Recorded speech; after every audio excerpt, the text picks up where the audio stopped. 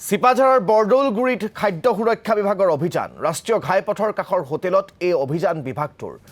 অতি অস্বাস্থ্যকৰ পৰিৱেশৰ খাদ্য প্ৰস্তুত আৰু পৰিৱেশনৰ অভিযোগ আছিল হোটেলখনৰ বিৰুদ্ধে খাদ্য সুৰক্ষা বিভাগৰ বিষয়াই তন্নতন্নকৈ তালাচী চলাই হোটেলৰ কদৰ্য অৱস্থা দেখি হতভম্ব খাদ্য সুৰক্ষা বিভাগৰ কৰ্মচাৰী হোটেলখনৰ পৰা খাদ্যবস্তুৰ লগতে আন সামগ্ৰীৰো নমুনা সংগ্ৰহ কৰে খাদ্য সুৰক্ষা বিভাগৰ দলটোৱে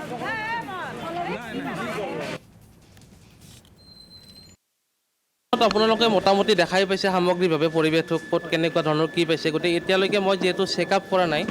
এই বিষয়ে মই বিশেষভাৱে ক'ব নোৱাৰিম উইদাউট এনি চেকআপ আপোনালোকে বাহিৰত দেখিছে ক্ৰীমখিনি কেনেকুৱা অৱস্থাত আছে বা দৈ কেনেকুৱা অৱস্থাত আছে গতিকে এতিয়া উইদাউট এনি মেকানিকেল ইনস্পেকশ্যন বা আমি ৰিজাল্টটো নোপোৱাকৈ আমি কোনো ধৰণৰ কমেণ্ট দিয়াটো বেয়া কথা হ'ব তাৰমানে এইটো সম্পূৰ্ণ চাডেন ভিজিট মই ফুডৰ কোৱালিটিটোৰ ওপৰত চেক কৰাৰ কাৰণে আহিছোঁ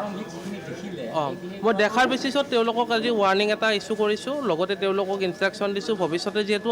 আমাৰ মানুহখিনিয়ে ইয়াতে খোৱা লোৱা কৰি আছে গতিকে এওঁলোকৰো এইটো দায়িত্ব কাৰণ সদায় ভিজিট দিয়াটো আমাৰ পক্ষেও সম্ভৱ নহয় আপোনালোকৰ পক্ষেও সম্ভৱ নহয় গতিকে চিন্স এইখিনি আপোনালোকৰ আমাৰ ওচৰৰ পাজৰৰ মানুহখিনি মই আপুনিয়ে খাই আছোঁ ইয়াতে গতিকে তেওঁলোকে এইখিনি পৰিপাটিকৈ ৰখাটো যথেষ্টখিনি বাঞ্ছনীয় আৰু এইটো কৰিব লাগে তাৰ কাৰণে আজি তেওঁলোকক ইয়াতে ন'টিছ কৰা গৈছে